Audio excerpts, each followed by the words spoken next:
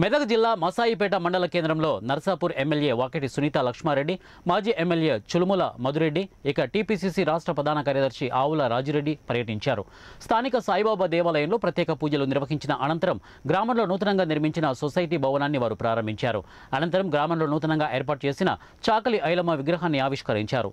తెలంగాణ విముక్తి కోసం చాకలి ఐలమ్మ చేసిన పోరాట స్ఫూర్తిని కొనియాడారు. చాకలి ఐలమ్మ పోరాట స్ఫూర్తిని యువత ఆదర్శంగా తీసుకుని ఆమె అడుగుజాడల్లో నడవాలని పిలుపునిచ్చారు. నర్సాపూర్ నియోజకవర్గ అభివృద్ధి కోసం ప్రతి ఒక్కరూ కృషి చేయాలని, పార్టీలకు అతీతంగా నియోజకవర్గ అభివృద్ధిని కృషి చేసేందుకు ప్రతి ఒక్కరూ ముందుకు రావాలని ఈ సందర్భంగా పిలుపునిచ్చారు. నూతనంగా ఏర్పడిన మసాయిపేట మండలంలో ప్రభుత్వ కార్యాలయాలు, పోలీస్ స్టేషన్ను సాధించుకునేందుకు ప్రతి ఒక్కరూ కృషి చేయాలని ఈ సందర్భంగా నాయకులు పిలుపునిచ్చారు. ఈ కార్యక్రమంలో రాష్ట్ర టీపీసీసీ ప్రధాన కార్యదర్శి ఆవుల రాజిరెడ్డి, ఎమ్మెల్యే వాకిటి సునీత లక్ష్మారెడ్డి, మాజీ ఎమ్మెల్యే మదన్ రెడ్డి, సర్పంచ్ మధుసూదన్ రెడ్డి, ఎంపీటీసీ కృష్ణారెడ్డి తదితరులు ఈ కార్యక్రమంలో పాల్గొన్నారు. మన సమస్యలు తెలుసుకుందాం.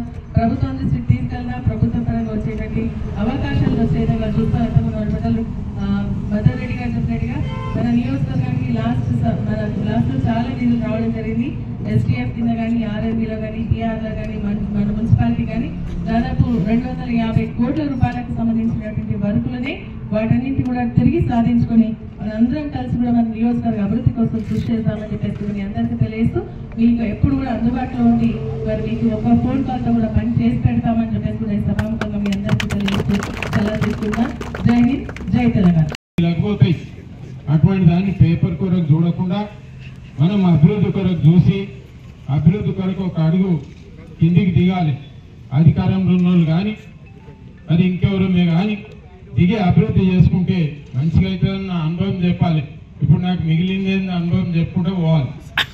అందుకొరకు అట్లా చేస్తున్నా. ఏం అనుకోకూడదు, అన్యదా భావించకూడదు.